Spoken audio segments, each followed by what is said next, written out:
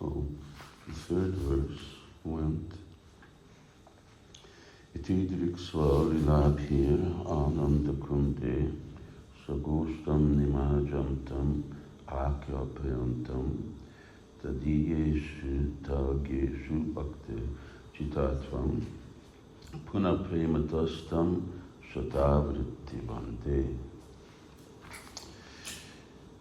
Through his childhood pastimes, Krishna immerses his own people in pools of ecstasy, and so reveals to devotees who worship him in majesty that his heart can only be conquered by devotion steeped in spontaneous love. I praise that Lord Damodar hundreds and hundreds of times.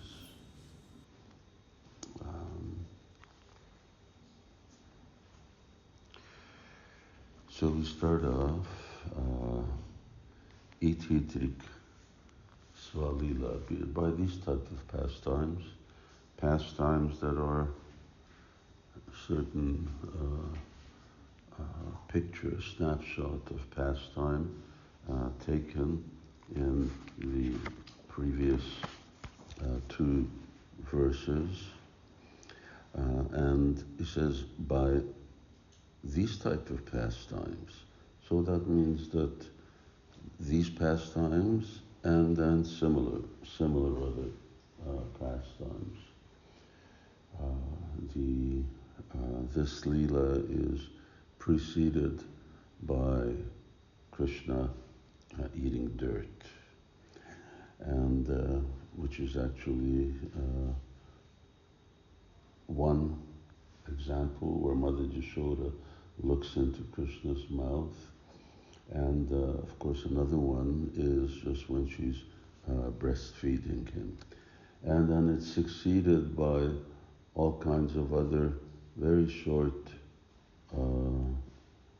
examples, short meaning that two examples to a verse, the other gopis, elder gopis tell him, dance for us and we'll give you some yogurt. Or father would ask him, bring the shoes on his head.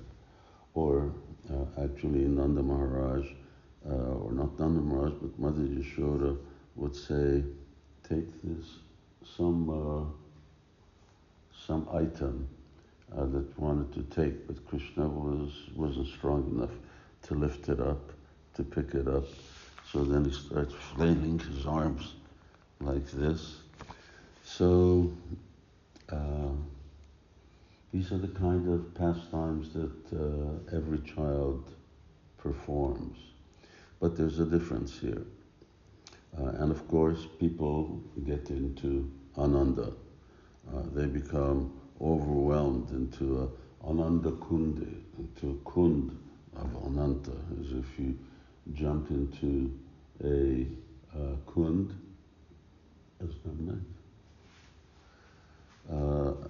which is just of liquid bliss.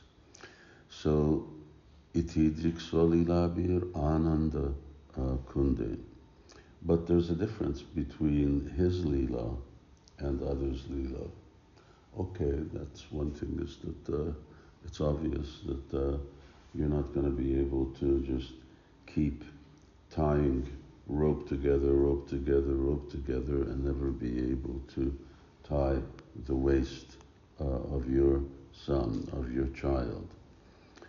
But there's a very unique type of sweetness which comes across in Krishna's movements, his gestures, his words, his facial expressions, and it sort of radiates out from him. It's not ordinary. That is not ordinary. That is very extraordinary. Otherwise, if Krishna was just like every other child, then where would be the speciality? So he's not. Everything that he says, everything that he does is Ananda. It's giving bliss, which means that bliss is the reciprocation for love. So when there's love, there has to be a lover, and there has to be a beloved. So when the lover is able to exchange with the beloved, the result becomes Ananda. So Ānanda-kunda, and it's like a deep, deep pool, like Kushum Sarovar is said to be the depth of 9 celestial elephants. I don't know how big a celestial elephant is, but I assume they're quite big. So many pastimes like this, all these childhood pastimes, which are unique in the sense that they're not going on in the spiritual world. They remember them, they talk about them. So in that sense, the Leela is taking place because the residents of Vṛndāvana talk about them as if, yes, when he was young. But in the spiritual world, Krishna's Navajovanamcha. He is always eternally this, just one step below youth. And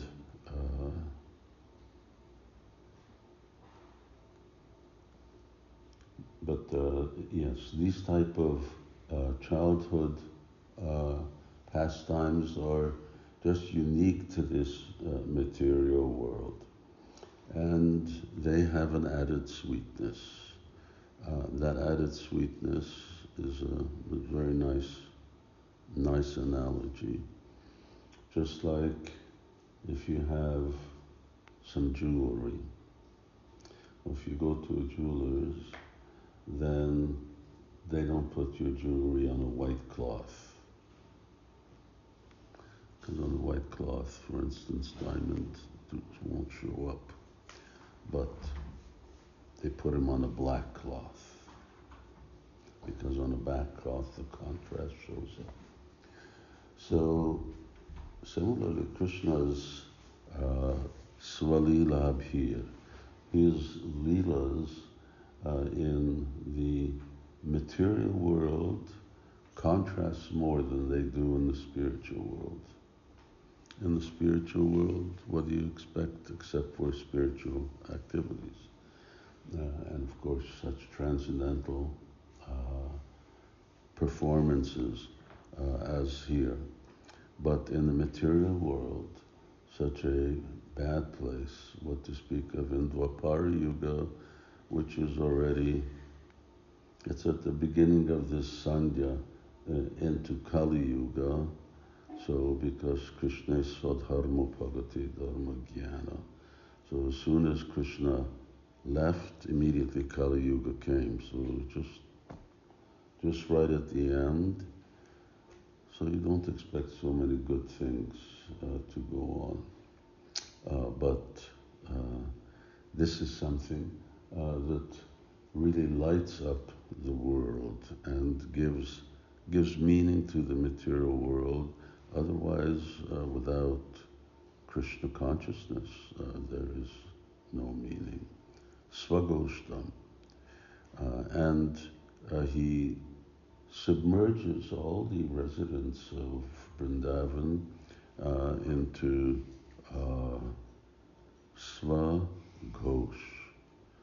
Swagoshtam, his own family and residents of Gokula. Nimajantam, you immerse them, Akyapayantam. So Krishna is immersing the residents of Vṛndāvana at the end. This is chapter 9 to 11 of the 10th canto, this Dāmodara-līlā.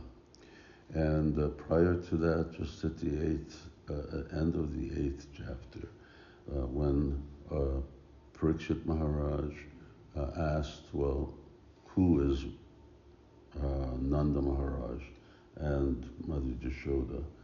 And then Shukadeva Goswami gave this story of Drona and Dara, who weren't really Nanda Maharaj and Mother Yaśodā, but they were their sage, or you could say demigod expansions, who again merged into the body of the original eternal associates of the Lord.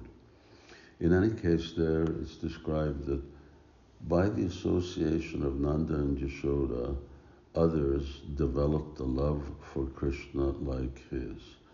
So Ānanda-kunda says that they are nimajantam, they are immersed. So how did they get immersed? They got immersed by the association of others. And this then becomes a real important turning point, because this is the actual sadhana for the type of devotional service that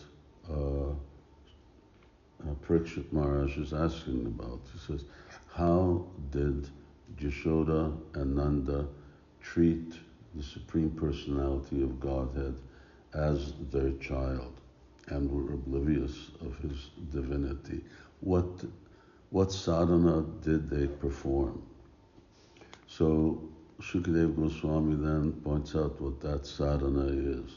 The sadhana is that by associating with those who already have that type of, and it will come out in this verse, who have a special type of love, a type of spontaneous attachment. They're not loving Krishna because he's God. They're loving Krishna because iti driksvalila bir, because he's just performing such wonderful pastimes. So they're in love with Krishna's personality, not his supreme personality of Godhead. They're not in love with the supreme Godhead, but they're in love with the supreme person, his personal feature, for who he is, which means that he may steal, he may lie, he may torture little babies and pass stool over the place and do so many things. This is God. It's not necessarily a type of purely moralistic God that materialistic people would expect. But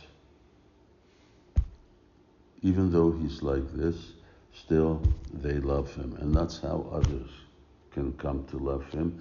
And that was the purpose of Krishna's childhood pastime. It says that by hearing it, and Brahma gave this benediction, by hearing of these pastimes, one can actually quickly overcome material existence and attain the perfection of life.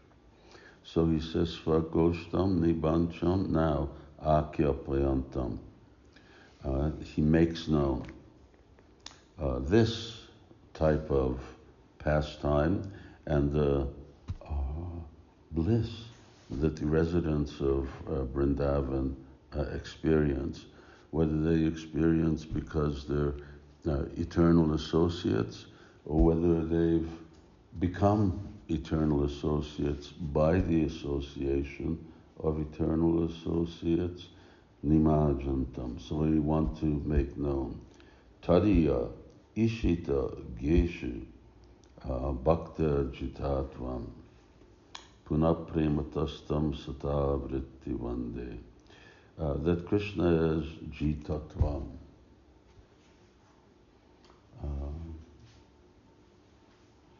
I'm just trying to remember. Ajita traistilokyam. So Krishna is Ajita. He cannot be conquered by anyone. And the fourth chapter of Adi-lila, Chaitanya Charitamrita, is very explicit. Kaviraj Goswami very clearly describes Krishna's thinking, his consciousness, and his appreciation of different types of love. So Krishna says, and it's very, very clear, perhaps to some it may be a little disparaging, that any love which is mixed with awareness of my divinity does not satisfy me. It cannot control me. So Krishna is not unsatisfied. Well, what to speak of just ritualistic activities where people are chanting mantras out of duty and so on, or because they want some type of benediction, then that even less than satisfies Krishna. But here he says the only thing that can actually hold me, and which is here within this pastime, is this type of natural love. We call it spontaneous love, but really the issue is it directed towards Krishna's godhood, or is it directed towards Krishna's personality? And Prabhupada likes to use this word Kevala, that it's not mixed, not that it's mixed, Kevala-bhakti, as in Bhagavatam states, not that it's mixed with any type of fruitive intent, but not mixed with any type of awe and reverence, but rather they deal with him in the way that parents, for instance, deal with their children here. There's no awe and reverence. No one deals with their children in awe and reverence. They deal with them as superiors and as someone who's giving shelter. So this is this poshanam, this maintenance that parents are maintaining. My child is dependent upon me.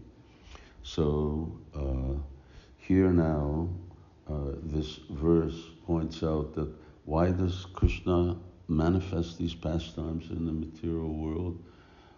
Well, one thing is that he wants to advertise, he wants to tell those who are actually sadhakas, serious practitioners of devotional service. He wants to explain to them that this is how you can control me. So yes, the Leela in itself is quite wonderful, and when the gopis, when Mother Yaśodā is tying with the rope together, no matter how much she ties, it's always too short. But she never thinks he's God. It doesn't cross. And everybody else, all the other gopis, all the other residents who are about and are not out, although it's mostly the men who are out on this Diwali festival, that they just think, how wonderful. It doesn't cross their mind because they're so immersed in this wonder and love.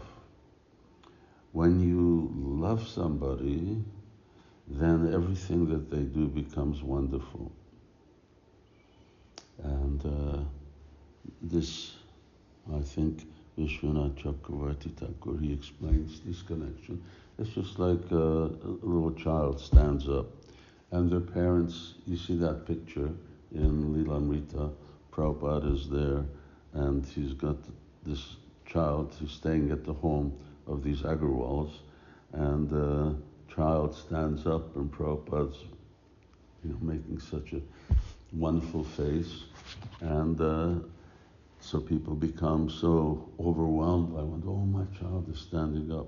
I mean, but what's special about that? All kids are going to stand up sooner or later, and it's been going on since ever. But because there's love, then it's like it's never happened before. It's like the most wonderful thing. So where there's love, there's wonder, and where there's wonder, then there's love. But particularly what is deeper the love, then things become more and more wonderful.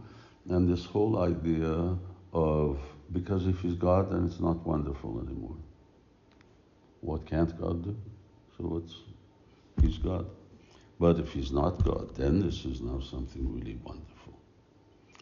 So they're overwhelmed with that type of wonder. But only this love, and which is being shown over here, only this love can tie him down, can actually restrain him. So this lila is actually also advertisement is not the best word, advertisement in English, but it's preaching, it's distributing this knowledge, and it's trying to attract devotees to this understanding, which has a certain type of cultivation. And that cultivation should come by following regulative principles, chanting nicely 16 rounds, and so on. Then that result should actually come. So he says, Puna prematastam satavritti vande. Again, with love and devotion unto that Damodar, I offer my bande, I offer my prayers to him hundreds and hundreds of times.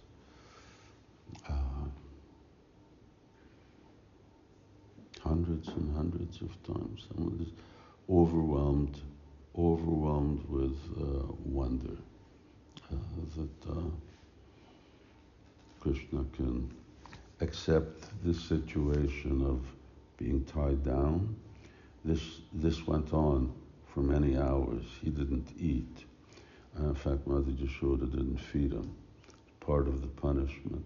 The only way he ate is when the ladies were conversing amongst themselves. Then his friends brought him some things and slipped it in his hand. It was tied around the belly to the mortar. So that is today's remembrance of childhood pastimes in which Krishna immerses his own people in pools of ecstasy, and so reveals to devotees who worship him in majesty that his heart can only be conquered by devotion steeped in spontaneous love. I praise that Lord Damodar hundreds and hundreds of times, which appears a little contradictory. First he says, yes, Krishna's here to show that this worship of majesty does not conquer his heart, but only those steeped in spontaneous love. And then I praise that Lord Damodar hundreds and hundreds of times.